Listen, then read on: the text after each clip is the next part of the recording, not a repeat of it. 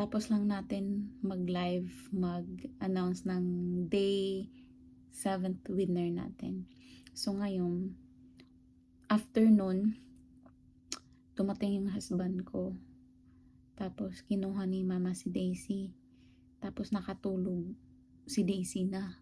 At yung husband ko nasa likod na tutulog. So, mag-i-edit na lang ako. I'll try to edit 2 videos before magising si Baby Daisy. At kumakain na din ako ng breakfast habang nag-i-edit. Ito yung panitone natin. Tapos, tea. Ayan o. Yung tea natin. Lemon ginger to siya natin. Ito yung one of my favorite tea sa Twinings. Ayan, sana. Ayan. So, gawin ko lang to magbe-breakfast ako habang nag-i-edit.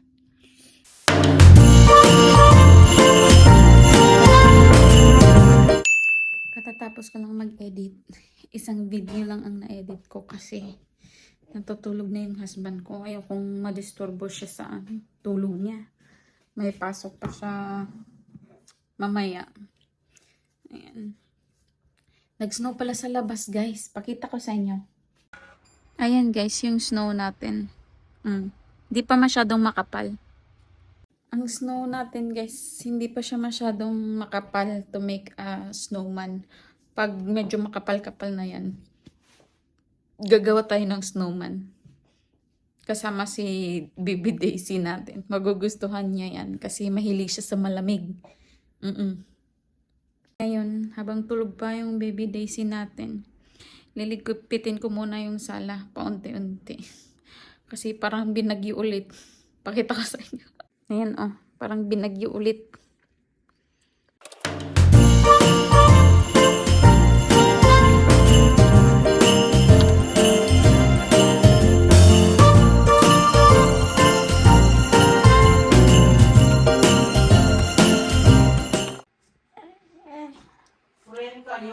Ayan, guys.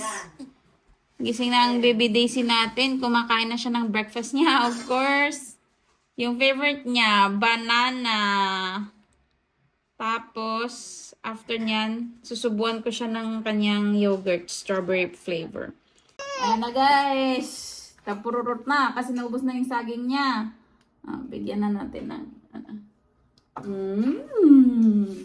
You like yogurt, huh? You like your yogurt, Daisy? Strawberry flavor to siya. Tsaka ko na yan bihisan after kumain. Para hindi madumihan yung bagong damit. Nakapantulog pa si Daisy.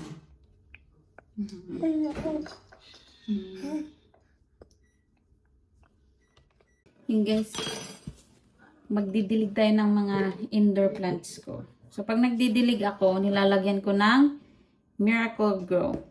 Nilalagyan ko siya ng half a tablespoon dito sa ating, nilalagyan ko ng tubig.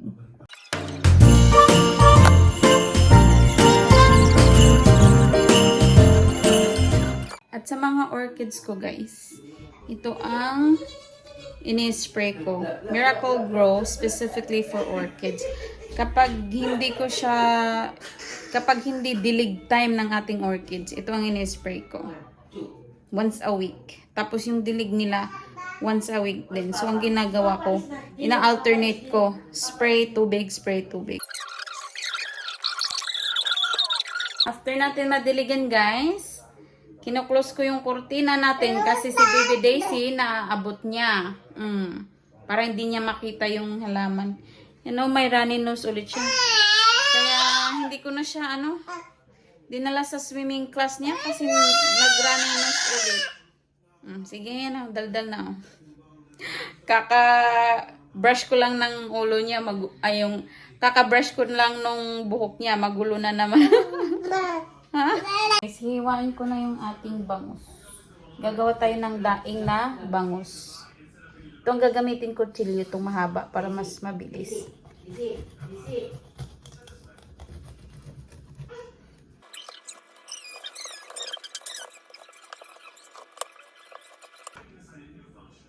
Yan, guys. Yan guys, oh. Tapos, kukunan ko lang to ng laman loob. Tsaka yung hasang niya. Tapos, imamarinate natin to ng saglit. Ayan. Siya guys, titimplahan ko na to. Ayan guys, titimplahan na natin to siya.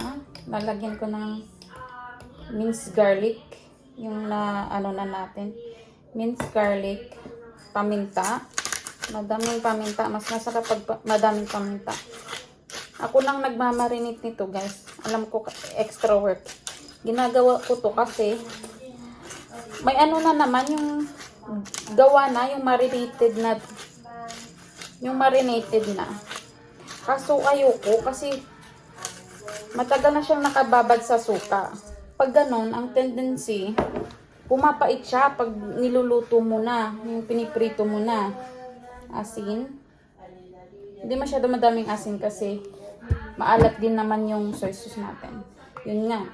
Sa tagal nang nakamarinate na sa suka, mapait na siya pag niluto mo, pag prinito mo.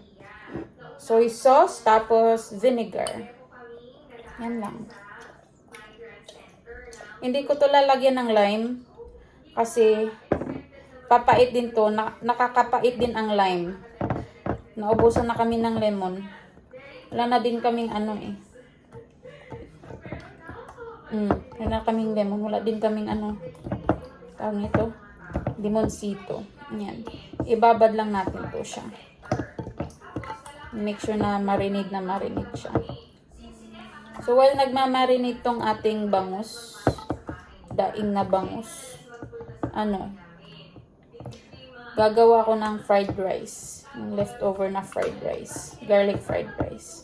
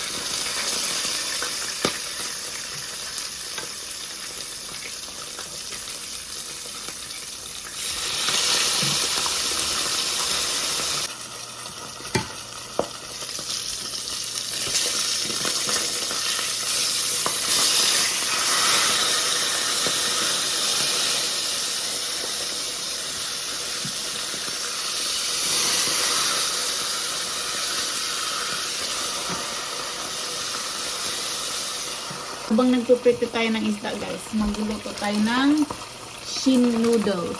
Pares natin sa ating bangus. Ayan. Usually yung ginagawa ko, nilalagyan ko ng onion, tsaka garlic. Ayan. Tapos yung matigas na part ng ating green onion. And then I just let it boil. Ilagay ko na din pala itong ating guys, ito, nasa pakete na to.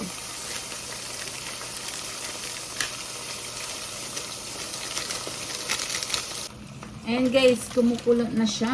Nilagay na natin yung ating noodles.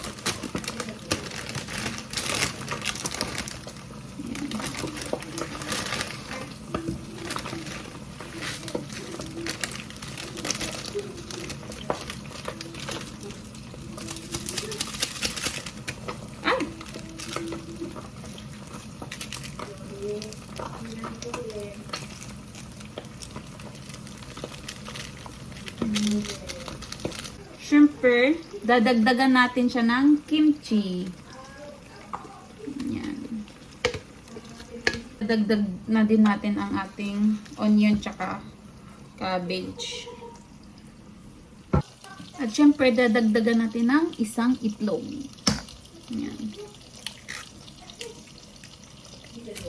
Tapos i-mix lang natin ito na. Ayan na siya guys. Luto na. Samjang. Amen. Amen. So, amen. Sige Wala. na. Manguros ka na. Yeah. Ay, na-enjoy niya yata yung lasa eh. Matamis eh. Hang-hang! Very nice.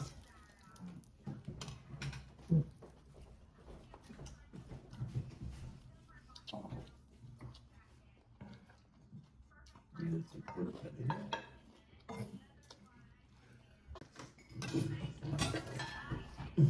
Ay, isang kahod yung binili mo. Dami mo luto. Ay, ba't ikaw wala kang fish? Yun, yun. Peekaboo! Peekaboo! Ganahan na ba? Huh? Daisy? Daisy? You want peekaboo? Peekaboo! Peekaboo! Peekaboo!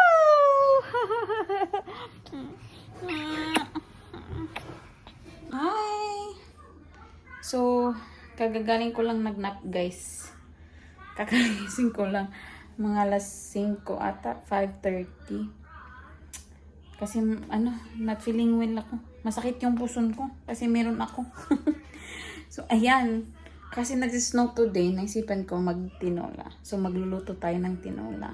So, yan ang ilalagay natin sa ating tinola. Repolyo, sayote, ginger, onion, potato kay Baby Daisy. Yan, ilalagay ko yan para may, yan yung kakainin niya for dinner.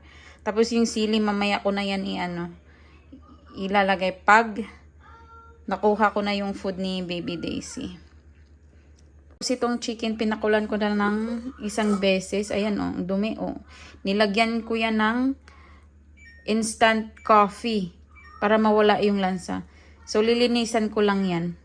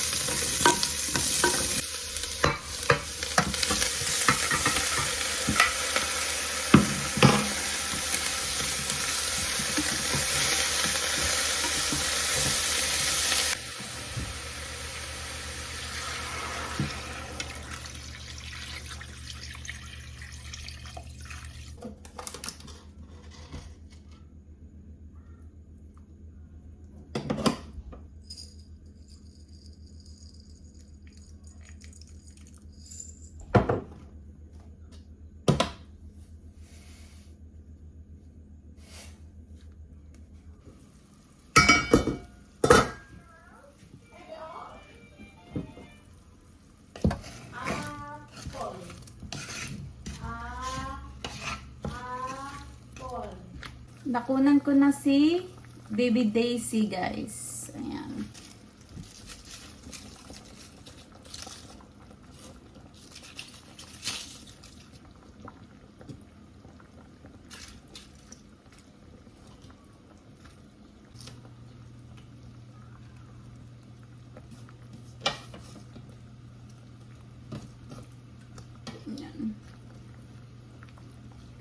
Ayan, luto na ang ating tinola.